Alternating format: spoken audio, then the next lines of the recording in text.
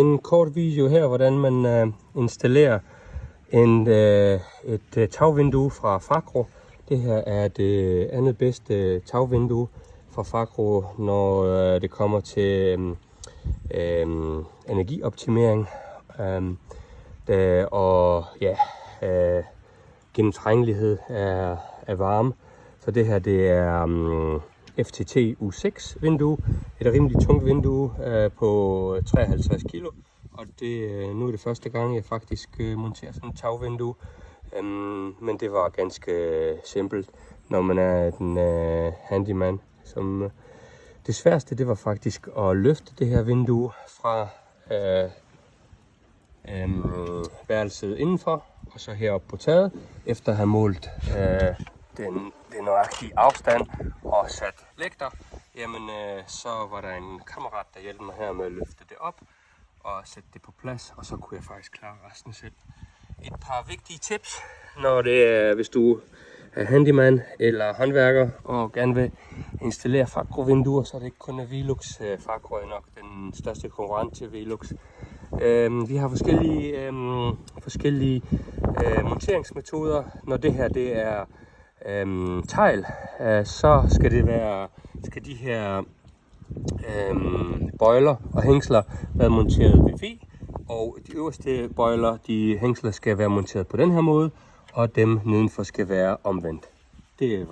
Så får man den rigtige hældning på vinduet, og så er det monteret korrekt.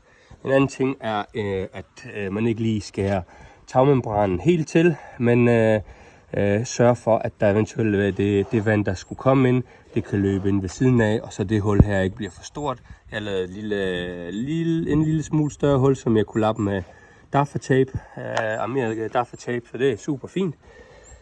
Ja, så er vinduet faktisk på plads, men for at hjælpe med, normalt kan man sige, så er det kun 4 vinkler, der skal på, men på nogle videoer kunne jeg se, at de også monterede sidevinkler, så jeg monterede lige 4 ekstra beslag, så kan man sige, så er der 8 beslag, der holder det her vindue, og jeg skal nok ikke røre det her vindue de næste forhåbentlig 50 år. Det er i hvert fald det garantiet er på på teglene.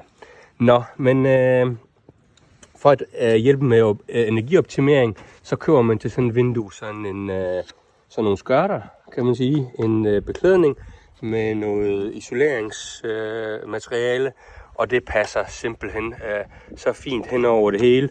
Det er lige til at skrue sammen. Hvordan starter man?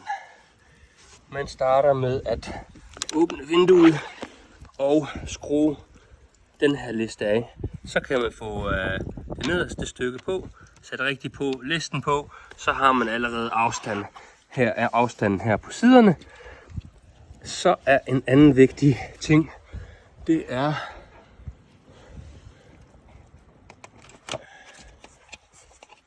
siderne her. Bum. Det her isolering, skum, det er ikke sat på oprindeligt. Så jeg satte det på midt i fra starten, men det skal faktisk være sådan, at det er til den ene side, fordi når sideskørten kommer henover, jamen så isolerer det også for oven, fordi der er ingen isolering for oven her. Så det er det, der er super vigtigt. Så er der de andre skørter, så kommer det på, og så bliver vinduet dækket helt til. Man kan lige inden man monterer det hele teste, at vinduet er vandtæt, så det gjorde jeg. Tagrenden her henover vinduet er også monteret. I starten monterede jeg den heroppe, hvor den blev limet på. Når jeg så skulle have den af, jamen så rev den det øverste af med membranen, men det har overhovedet intet at sige. Det er fordi, at man faktisk gerne vil have den her tagrende til vinduet så tæt på vinduet som muligt. Og heldigvis har jeg et overlap her. Så kunne jeg skære et stykke ud af træ her, af den lille kontralægte her, og montere tagbøjlene eller tagrenden, som er skruet fast, og så limet på for at, kan vi sige med gaffatape, for at membranen bare sidder fast. Det er ligesom ekstra sikkerhed.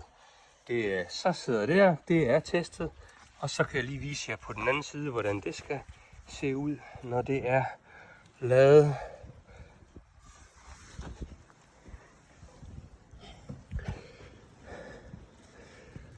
Bum. Til sideskørten kommer der en anden skørte, der beskytter den. Der er nogle skruer i samme farve, matchende farve. Så kommer toppen af, som jeg har skruet af derovre. Og så passer det hele sammen. Så er der nogle beslag til at sætte de her sideskørter fast. Og så er det egentlig det. Og så har man et godt energibesparende tagvindue, der ser pænt ud og er vandtæt. Super. Hvis I har nogle spørgsmål, så skriver I bare.